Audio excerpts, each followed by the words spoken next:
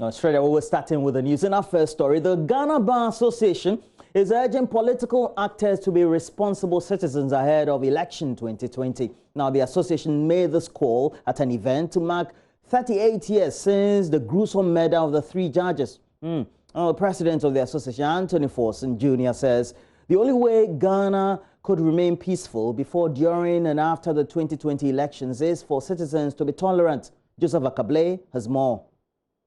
Chief Justice of the Republic of Ghana is doing this on behalf of the judiciary. Their monuments stand meters away from Ghana's apex courts. Justices Pokusa Akodie, Grantin Ado, and Kojoe J. Ejapon. The Bar Association marked the day with a wreath-laying ceremony at the 4 courts of the Supreme Court. Chief Justice Kwesi Eninieboa was joined by the Attorney General, Gloria Kufu, and family of the late judges to mark the day.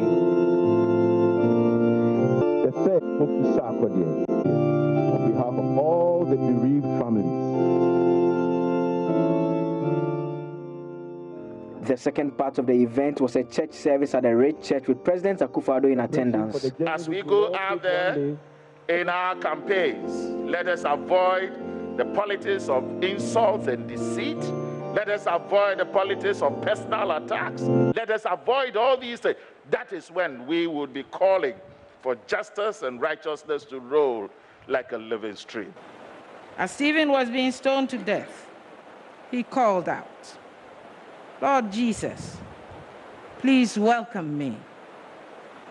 He knelt down and shouted, "Lord, don't blame them for what they have done." Then he died.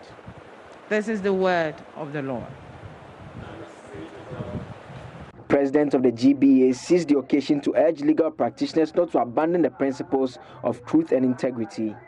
As we celebrated our departed colleagues, it is imperative that we devote ourselves to the promotion and sustenance of peace and tolerance in our dear country. Let us perform our duties without fear or favor, affection or ill will, and pledge to uphold the tenets of the 1992 Constitution, especially tolerance towards divergent views and a rededication towards making our nation great and strong in oneness.